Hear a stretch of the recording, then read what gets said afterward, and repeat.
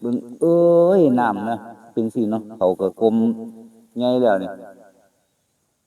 เขาก็กลมใหญ่แล้วสิได้ออกตุลานี่ก็สิได้สอดละคือเห็นสอด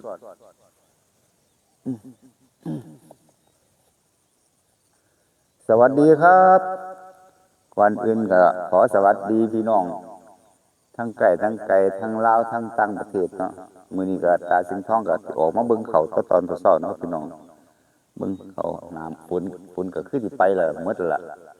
เพราะว่าตอนเช้าลุกขึ้นมาหนาวลมวีๆเนาะพี่น้องลมวีๆก็สิออกมาเบิ่งเขาครับออกมาเบิ่งเขาตอนเช้าแต่เว้นก็บ่ทันขึ้นเนาะแต่เว้นครับมาเบิ่งนํกันครับนี่ครับเขาตาสิงห์ทองครับงามบ่พี่น้องเบิ่งกำลังสิ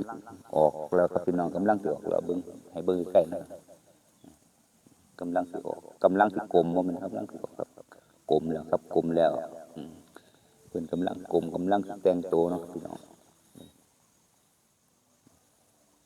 อันนี้เป็นธงบ้านครับเป็นธงบ้านหน้าธงบ้านพี่น้องหน้าใกล้บ้านหน้าติดบ้านครับพี่น้องเบิ่งงามครับพี่น้องงามอยู่